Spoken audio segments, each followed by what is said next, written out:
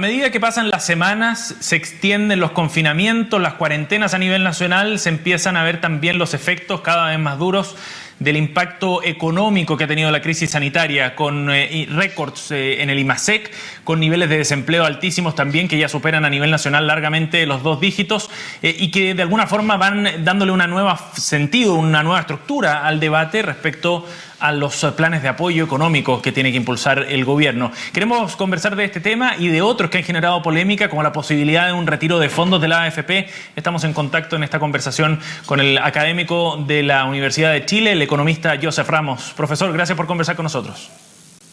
Muy buenas tardes, gusto estar con ustedes. Joseph, esta crisis está en una evolución todavía, como lo decíamos, la sanitaria y también, por lo mismo, la económica. ¿Existe una dimensión real todavía de cuán grave es esta crisis económica y de cuánto nos va a golpear? Bueno, tenemos las estimaciones del Banco Central y las del Fondo Monetario, que creo que son los mejores que hay hasta este momento, pero obviamente son tentativas. El propio banco tuvo que elevar significativamente sus proyecciones, o sea, de caída, desde lo que fue a principio de año, ahora a junio. Y la razón es que, a diferencia de otras crisis económicas, esta tiene una causa muy sencilla, o sea, que es sanitaria. Y mientras hay confinamiento, va a haber problemas económicos. O sea, si yo no permito que la gente trabaje, obviamente la producción va a caer. Y mientras eso continúe, va a perdurar la crisis económica. Entonces, lo sanitario es lo que manda en este momento. O lo solucionamos, parece que está disminuyendo un poco los contagios, las muertes.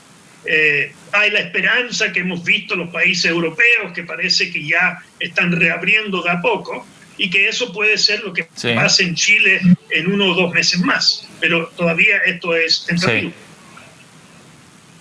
Le preguntaba, Joseph, respecto a eso porque en función de cuán grave sea la crisis, sabremos también si es que el plan económico que se ha trazado hasta ahora, basado en un acuerdo además entre la oposición y el gobierno, será suficiente o no. Pero en líneas generales, la forma en la que se ha planteado y con este techo de gasto de hasta 12.000 millones de dólares, ¿sería suficiente para enfrentar el perjuicio económico, sobre todo en aspectos de fondo como los que están afectando al mercado laboral? Bueno, nada es perfecto en este mundo, ¿no? Creo que el acuerdo fue un acuerdo razonable y bien importante. O sea, no está hablando de soluciones para los próximos 3 meses. Es un acuerdo para 24 meses. O sea, vislumbra que hayan recursos para la reactivación.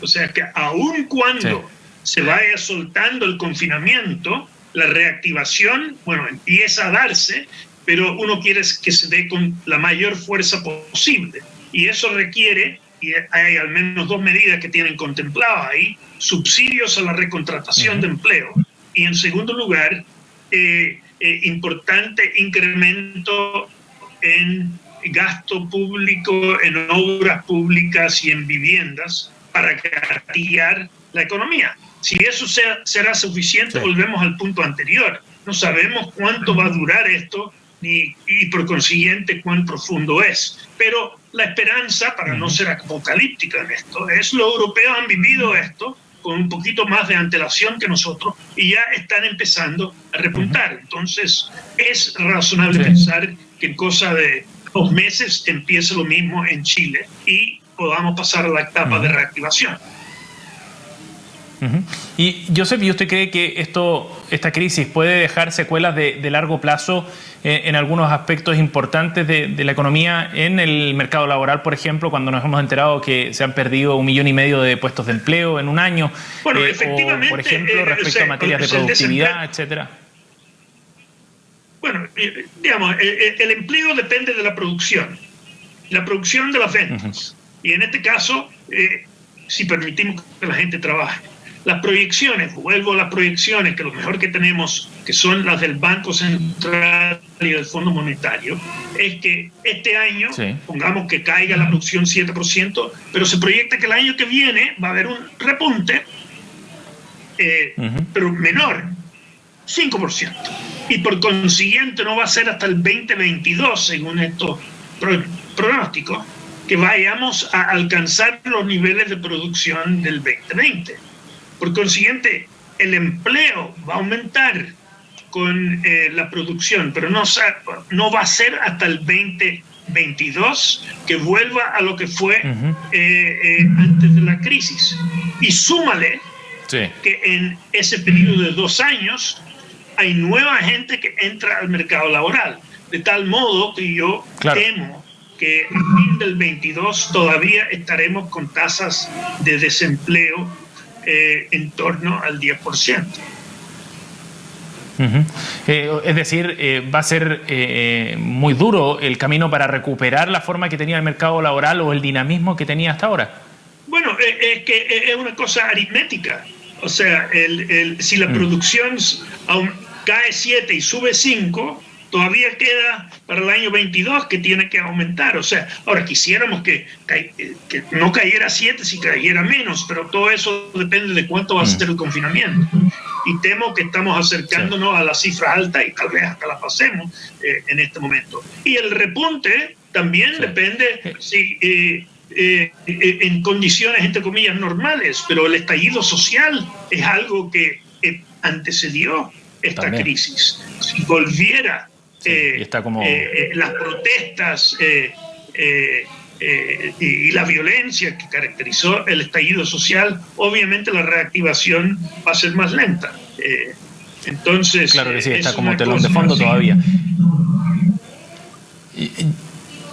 Joseph, respecto a las medidas que se han ido adoptando, hay un debate instalado también sobre la clase media en particular. Las medidas de emergencia han ido, y con razón, primero a los grupos más vulnerables de todos, a los más vulnerables de nuestra sociedad.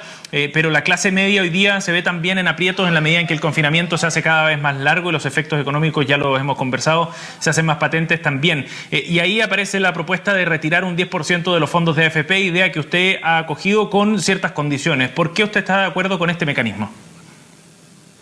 Mire, los fondos de pensiones son para la jubilación, ese es el punto. Y en todos los países del mundo es un ahorro forzoso que se hace porque la gran mayoría de nosotros tendemos a privilegiar el corto plazo sobre el largo plazo, y cuando empezamos a pensar sobre las jubilaciones, cuando ya tenemos más de 50 años y ya es un poquito tarde para empezar a ahorrar para ello. Entonces existen estos sistemas. Sin embargo, y por consiguiente uno no quiere tocarlo, sacar fondos, si eso va a tener como consecuencia que la pensión sea aún más baja de lo que ya son.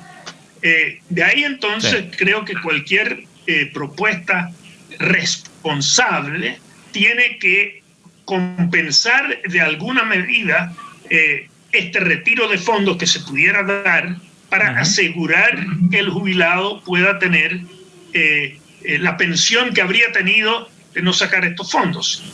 Y yo he propuesto, no es la única propuesta que hay en el mercado, por así decirlo, que una fórmula creo que relativamente simple y que no requiere pagos de crédito ni nada por el estilo, es que uno pueda retirar los fondos equivalentes a postergar la edad de jubilación en un año. Es decir, si uno postergara la edad de jubilación en un año, uno puede retirar, el trabajador promedio podría retirar 2 sueldos mensuales en la actualidad, o hasta 2 sueldos mensuales. Y eso equivaldría a sacar esos 2. ¿Sí? Sí, ahora el gran cuestionamiento es por qué usar esos fondos que están destinados a la pensión, aun cuando se compensen con algún mecanismo, cuando han planteado desde la misma AFP y otros actores, podría ser el Estado quien cubra con esos gastos eventuales que necesita la clase media, con ese apoyo. De hecho, se ha planteado la idea de una suerte de FOGAPE orientado a las personas. ¿Por qué esta alternativa sería mejor? No, bueno, si hubiera recursos fiscales para eso, usémoslo. Pero yo entendí que el acuerdo de 12.000 millones era que ese era el máximo que se consideraba razonable que el Estado chileno pudiera gastar de aquí a los próximos 24 meses. Si eso da para estos otros fines, no hay problema que se use. Ahora, en el caso que no fuera suficiente esos 12.000 millones y que se considere, porque ¿cuál es el límite de gasto fiscal? No sé, que entonces se considere esta medida, pero evidentemente primero ocupemos los recursos que estamos contemplando, que se acaban de aprobar, que se acaba de aprobar como un límite máximo. Ahora, si dentro de eso se puede ocupar, bueno, que se ocupe y no se toque nada más. Sí. Joseph, en ese sentido hay una discusión también de fondo que tiene que ver con la reforma de pensiones, ¿no? Que es un tema que está en el Congreso, que evidentemente tuvo un freno por la pandemia, pero que sigue como un tema de fondo. ¿De qué forma insertamos entonces esta propuesta, la de la posibilidad de retirar un 10% eventualmente dentro de una reforma grande que se está discutiendo? Bueno, yo no soy partidario, o sea, yo no estoy hablando del 10%. Yo tengo otra fórmula. Creo que el porcentaje es un problema. O sea, hay mucha gente, la gente que tiene menos de 45 años, la gran mayoría de ellos tienen 5 millones, 3 millones, 1 millón de pesos. 10% va a ser muy insuficiente.